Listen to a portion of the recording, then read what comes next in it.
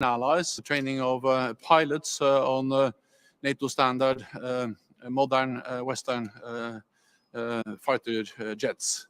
This demonstrates our readiness to stand by Ukraine and to be prepared for a long haul.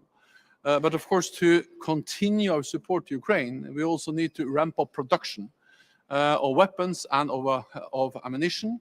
And therefore, one of the issues I will discuss with the defense ministers is how we can work even more closely together, NATO and the European Union, on increasing and strengthening our transatlantic industrial base. I welcome the work the EU is doing.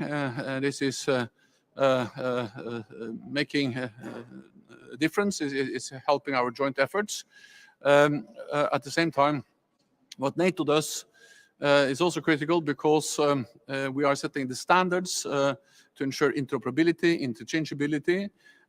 We have the NATO guidelines, the capability targets for each and every ally, and we are now in the process of revising the guidelines, the capability targets for battle decisive ammunition, which includes also 155 ammunition, which is a critical piece of ammunition in the war in Ukraine.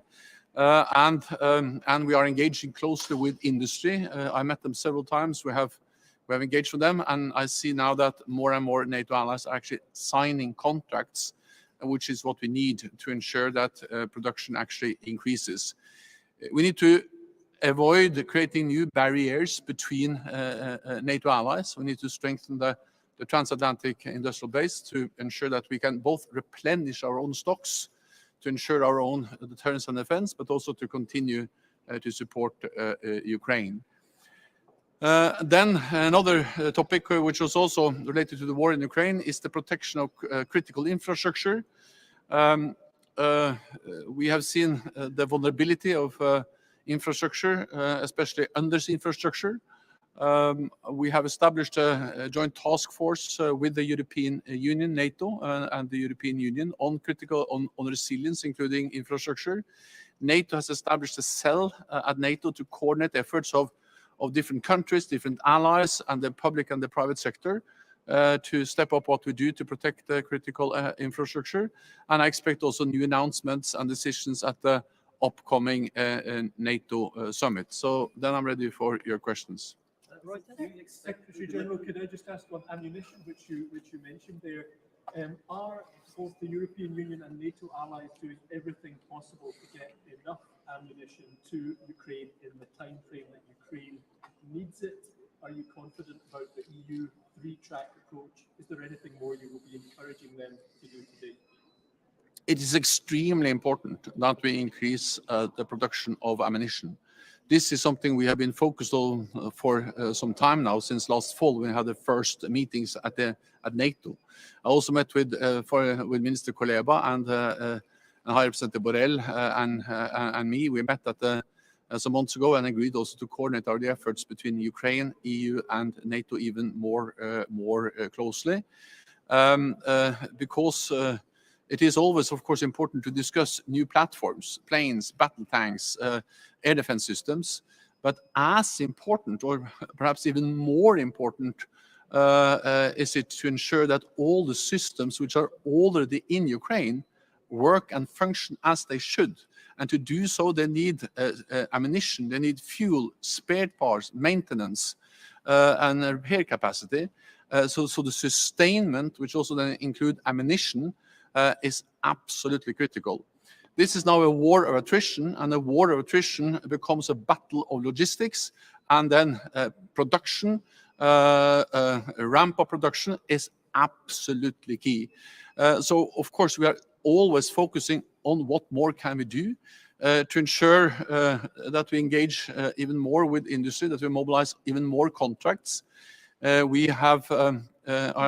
have decided to invite representatives from the defense industry from both sides of the Atlantic to our defense ministerial meeting next month, to an event where we will engage directly with all the ministers and the defense industry. The EU is, of course, also invited. Ukraine is invited to the same event with with High Representative Borrell, but also Commissioner Breton, to ensure the fullest possible engagement with the defense industry. In NATO, of course, we have tried and tested structures for production and for also joint procurement. We have done joint procurement, meaning allies buying ammunition and weapons together for many, many years. We have big ongoing projects. Some of them are organized by NATO allies as groups. Many of them are organized through the NATO Support and Procurement Agency, the NSPA, and there are ongoing projects now. And I think, of course, it's important to use all the tools available, including the well-established NATO structures to coordinate and to ensure joint procurement and to sign the contract. So the industry is willing to invest and ramp up production. And on the fighter jets, Mr. Stoltenberg, made fighter jets, and secondly, do you have any idea about the timetable? When will the pilots be trained, and when will the first fighter jets be delivered to Ukraine? I think it's a good idea, and I welcome the decision by several NATO allies, including Germany, to start training of pilots, because that gives us the opportunity, the possibility to make decisions on also delivery later on. I will leave it to individual allies to make announcement exactly about when they start training. But of course, also with the announcement by President Biden this weekend, the US being, of course, the main provider of, for instance, F-16s, and also announcing clearly that they will start training. This is an important step that partly will enable us to then deliver fighter jets at some stage, but also is sending a very clear signal that we are there for the long term, and that Russia cannot wait us out. And President Putin started this war. He can end this war, and we have to remember what this is. This is a war of aggression. Ukraine has the right of self-defense. They are defending themselves, and the right of self-defense is enshrined in the UN Charter. We help Ukraine to uphold that right. That's our right, to help them protect UN law, international law, against the war of aggression. That doesn't make NATO and NATO allies party to the conflict, but we are supporting Ukraine to defend themselves against a war of aggression, a brutal invasion by President Putin. So you said that Germany is training pilots? Is that true? No, I also said that Germany are among the countries that have said that they're ready to look into the issue of training. If I'm misinformed, then I regret that. Sir? Secretary. Can I? We have the lady over here. Viktor Orban said in an interview with Bloomberg that looking at the figures, looking at the surroundings, looking at the fact that NATO is not ready to send troops, it is obvious that there is no victory for poor Ukrainians on the battlefield. How would you comment on that? Well, what we have demonstrated now is the willingness of NATO allies to really provide support to Ukraine. And we have seen that this support has been really decisive. President Putin made several big strategic mistakes when he invaded Ukraine, partly because he totally underestimated the Ukrainians, their bravery, their determination, their courage, but also he totally underestimated NATO allies and partners when it comes to our willingness, our readiness to provide support to Ukraine, and this has enabled the Ukrainians to push back and to retake territory. We saw it in the north around Kiev, where they actually liberated a lot of territory. Then we saw it in the east and around Kharkiv, and then we saw it in the south, again, Kherson. So the Ukrainians have already demonstrated the capability they have to liberate land, to push back the Russians, and the importance of the support that they get from NATO allies. Then, of course, they need to do more, and that's exactly why we are stepping up our support. I just mentioned the battle tanks, the long-range cruise missiles, and now also training of the pilots. And let me come back to exactly which nations which are training pilots. But anyway, several allies have announced that they are training pilots. So I'm absolutely confident that Ukraine has the capacity, the will, the courage, but also NATO allies have the have the commitment, the resolve to support them, so they can liberate and ensure that that President Putin does not win this war. Thank you very much, colleagues. That's all we have time Thank for. you.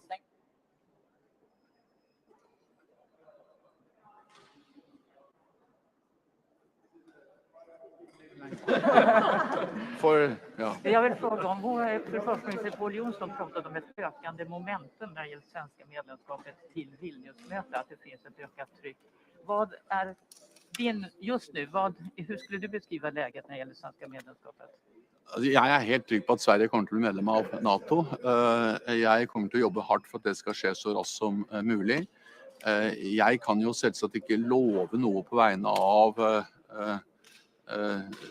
nasjonalforsamlinger i NATO. Det er suverene nasjonalforsamlinger som til slutt må ratifisere også Sveriges medlemskapssøknad, og det er som dere vet 2 nasjonalforsamlinger som gjenstår. Men jeg gjør det jeg kan for at det skal skje så raskt som mulig. Det vi vet er at nå er snart det tyrkiske valget over. Det skaper en annen politisk situasjon i Tyrkia. Vi vet at Sverige kommer til å innføre nye lover fra 1. juni. De kommer til å tre i kraft, som det heter, antiterrorlover, som er viktige.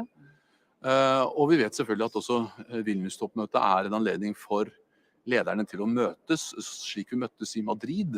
Og det skaper en anledning til å få til framgang, som vi gjorde i Madrid, der vi, fordi vi møttes, satt i det samme rommet i mange timer. Magdalena Andersson, daværende statsminister, og Sauli Niinistö, og Erdogan og jeg og andre. Så de 3 tingene, valget over, nye lover på plass i Sverige, og det faktum at vi møtes i Vilnius, det gir en mulighet. Det er ikke noe garanti, men det gir en mulighet. Så vil jeg også føye til at det som er sikkert, er at Sverige allerede er i en helt annen posisjon enn før de søkte. Vi må huske på at det at alle NATO-land inviterte Sverige til å bli medlem, det plasserte Sverige i en mye tryggere posisjon. Det er ikke slik at det ikke har skjedd noe siden vi startet denne prosessen. Sverige søkte i mai i fjor, allerede i juni fikk de statusen som invitert, og dermed deltar Sverige i møtene våre. De integreres i vårt politiske... Men just det her at det er en økende momentum, just den... Ja, men jeg har beskrevet de 3 poengene som jeg mener er viktige. Det ene er at valget er over, det andre er at i Sverige 3 nye lover i kraft, og det tredje er at vi møtes. Og det håper jeg kan bidra til at vi kan få en løsning. Igjen, jeg skal jobbe hardt for det, men jeg kan selvfølgelig ikke love noe. Viktor Nå må vi ta de andre. Ja. Må jeg spørge ganske kort? Den danske statsminister Mette Frederiksen bliver nævnt som en mulig afløser for dig som NATO's generalsekretær. Hvad tænker du om Mette Frederiksen? Jeg kommer ikke til å delta i den debatten overhodet. Jeg fokuserer på mitt ansvar som generalsekretær i NATO. Det er en krig i Europa, vi har toppmøte, det er det jeg fokuserer på. Viktor Orbán har uttalat sig idag om Sveriges inträde i NATO. Han säger att man inte kan säga ja till Sverige än för att det är diplomatiskt språk mellan Ungern och Sverige. Vad säger du om det? Jeg anbefaler at Sverige ratifiseres av alle NATOs medlemsland. Det har jeg gjort hele tiden. Takk. No,